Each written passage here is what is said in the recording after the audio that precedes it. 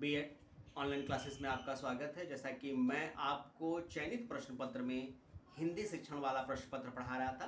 पिछली कक्षा में हम लोगों ने बात किया था शिक्षण अभ्यास के संदर्भ में। हमने आपको बताया कि शिक्षण अभ्यास है क्या, वो किस प्रकार प्रयोगिक होता है।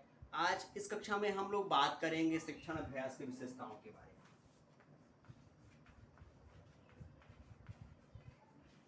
ध्यान दीजिएगा, आज की कक्षा में हम लोग बात करेंगे शिक्षण अभ्यास की विशेषता के बारे में।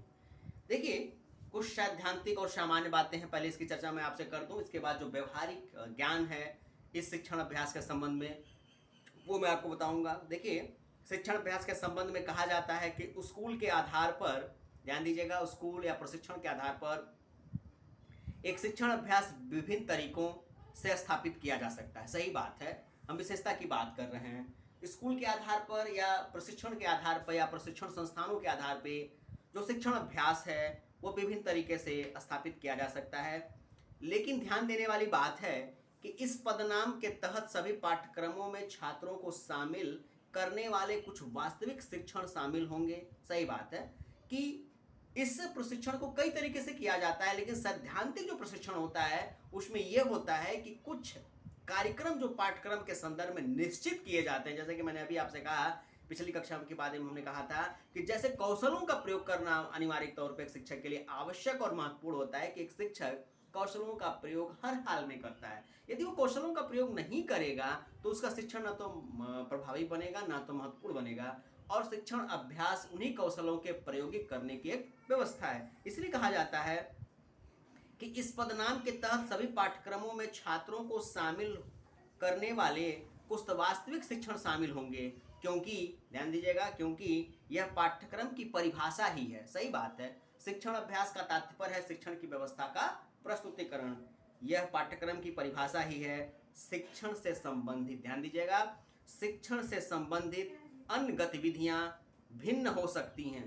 कहने का तात्पर्य है कि शिक्षण से संबंधित अन्य गतिविधियां भिन्न हो सकती हैं। जैसे अगर उदाहरण के तौर पे हम लें कि विज्ञान में प्रयोगशाला, ठीक है, विज्ञान में प्रयोगशाला, समय की देखरेख, प्रयोगशाला प्रयोगों को विकसित करना और ट्यूटोरियल प्रदान करना। सही बात है, एक शिक्षक के तौर पे आप वहाँ बच्चों को बताते हैं, या प्रशिक्षण अभ्यास के दौरान आप शिक्षकों को बताते हैं, अपने साथी छात्र अध्यापक छात्र अध्यापिकाओं को बताते हैं।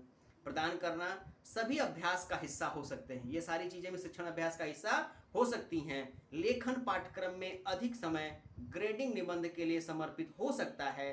अधिकांश स्कूल इन पाठ्यक्रमों में छात्रों द्वारा दी जाने वाली ग्रेडिंग की मात्रा को कम करने की कोशिश भी करते हैं, कि मतलब इनको इतना अभ्यास न कराया जाए, अभ्यास से कुछ समय बचाया जाए, क्योंकि ग्रेडिंग के समय अनुभव अक्सर पहले ही प्राप्त हो जाते हैं। सही बात है, एक शिक्षक या प्रशिक्षार्थी के तौर पे आपको तमाम जानकारियां पहले से ही प्राप्त हो जाती हैं। अब उन जानकारियों के प्राप्त हो जाने के बाद, ध्यान दीजिएगा, उन जानकारियों के प्राप्त होने के बाद जो आपका शिक्षण अभ्यास कार्यक्रम है वो और महत्वपूर्ण और प्रभावी बन जाता है।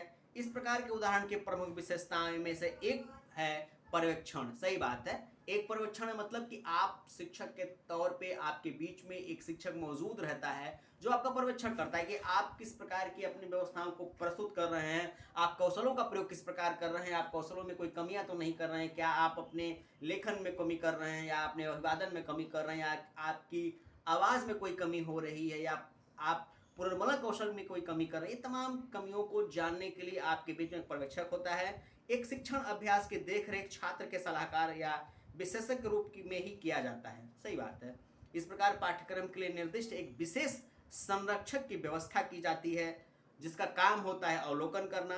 पाठ्यक्रमों पर बैठे संरक्षक शामिल हो सकते हैं। सही बात है, जब आप पाठ्यक्रम प्रस्तुत करें कक्षा में तो आपके बीच में संरक्षक शामिल हो सकते हैं, संरक्षक रह सकते हैं, या छात्रों को नियमित अंतराल पर वापस रिपोर्ट करने की आवश्यकता भी हो सकती है। जैसा कि आप शिक्षण अभ्यास में क्या होता है कि शिक्षण अभ्यास के संबंध में जो कौशल हैं, 5 या 7 कौशल जो प्रयोग कराए जाते हैं इन शिक्षण अभ्यास की प्रक्रिया में, उसमें क्या होता है कि साथी अध्यापकों द्वारा उन छात्रों का निरीक्षण किया जाता है। कहने का तात्पर्य है कि यदि क्रमांक संख्या 1 का छात्र शिक्षण कर रहा है तो क्रमांक संख्या 2 का जो छात्र है वह उसके द्वारा तैयार किए गए कौशल का जो पाठ्य योजना है उसका अवलोकन करता है, और अवलोकन करने के उपरांत जो भी कमियां, जो भी आवश्यकताएं वो देखता है, उन आवश्यकताओं और कमियों को उनके कॉपी में, उनके पुस्तिका में संदर्भित करता है, उनकी पाठ्य योजना की जो व्यवस्थाएं बनाई गई हैं उसमें वो अंकित करता है।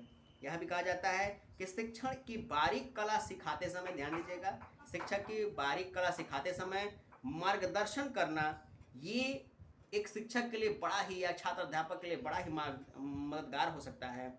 और यह उन विशेषताओं में से एक है जो इस प्रकार के अनुभव को अनसुना इंटर्नशिप से अलग करता है। सही बात है, इंटर्नशिप में आप चले जाते हैं तो वहाँ पे आपको अपना शिक्षण पूरा ही करना होता है छात्रों के बीच में, ना तो कोई सिखाने वाला होता है, ना तो कोई बताने वाला होता है। तो कहीं ना कहीं ये जो अनुभव मिलता है वो अनुभव इंटर्नशिप से कई गुना बेहतर है, क्योंकि यहाँ तो आपके साथी अध्यापक हैं, आपकी कक्षा में शिक्षक है जो समय समय पे आपको तमाम चीज़ें बताते रहते हैं कि क्या आवश्यक है, क्या महत्वपूर्ण है, क्या होनी चाहिए, क्या चीज़ें नहीं होनी चाहिए, कहाँ आपकी आवाज़ तेज हो रही है, कहाँ आपकी आवाज़ जल्दी जल्दी निकल रही है, कहाँ शब्दों का क्रमांक सीधा हो रहा है, कहाँ शब्दों का क्रमांक टेढ़ा हो रहा है, कहाँ पंक्ति आपके ऊपर या नीचे हो रही है, कहाँ आप अक्षरों का आकार छोटा और बड़ा कर रहे हैं। ये तमाम बातों की जानकारी, जो अनुभव है, आपको शिक्षण अभ्यास के माध्यम से ही पता चलता है। इसलिए हम शिक्षण अभ्यास की विशेषता की बात कर रहे हैं। कहा जाता है कि एक शिक्षण अभ्यास के द्वारा ही इन कौशलों को पाठ्यक्रम के फोकस पर निर्भर करते हैं। सही बात है, इन पाठ्यक्रमों की व्यवस्था को मजबूती बनाए रखने के लिए जो शिक्षण कौशल अभ्यास की प्रक्रिया है, ये इसको मजबूती प्रदान करते हैं। लेकिन क्या होता है, कुछ समय में सामान्य अनुभवों से बड़े समूहों के साथ जमा करने की गहन समझ, शिक्षण की मांगों को ध्यान रखना और बेहतर संचार कौशल भी शामिल है। सही बात है, शिक्षण अभ्यास के द्वारा ही एक प्रशिक्षार्थी के तौर पे, एक प्रशिक्षण कार्यक्रम में भाग लिए प्रतियोगी के तौर पे, प्रतिभागी के तौर पे आप ये समझ जाते हैं कि छात्र की आवश्यकता क्या है, शिक्षण की आवश्यकता क्या है, सीखने की आवश्यकता कितनी है, क्या छात्र को सीखने में कुछ बिंदुओं की कठिनाई हो रही है, या हमारे द्वारा बताई जाने वाली बातें छात्र के समझ में नहीं आ रही हैं। ये तमाम बिंदुओं की जो जानकारियां हैं, जो विशेष जानकारियां हैं, वो आपको शिक्षण अभ्यास के दौरान ही पता चल जाती है। ये होती है शिक्षण अभ्यास की विशेषताएं। आगे कहा जाए, अभ्यास के दौरान कठिनाइयों का अनुभव करता है और समाधान के साथ आने की कोशिश भी करता है। सही बात है, साथ ही छात्र अध्यापिकाओं के द्वारा आपकी कापियों में,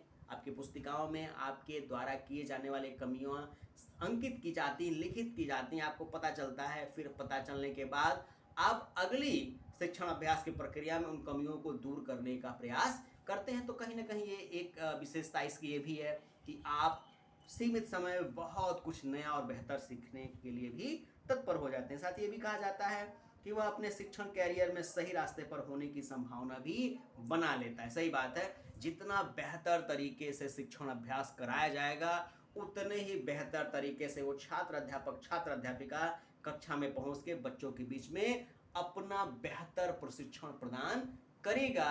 अगर वो शिक्षण अभ्यास ठीक तरीके से किया है तो जो भी वो पढ़ाएगा वो प्रशिक्षण की झलक उसके पढ़ाने की व्यवस्था में दिखाई देगी। ये विशेषता होती है शिक्षण अभ्यास की। तो आज की कक्षा में बस इतना ही। शेष बातें इस कक्षा की जो छूट रही हैं, इसकी चर्चा हम आपसे अगली कक्षा में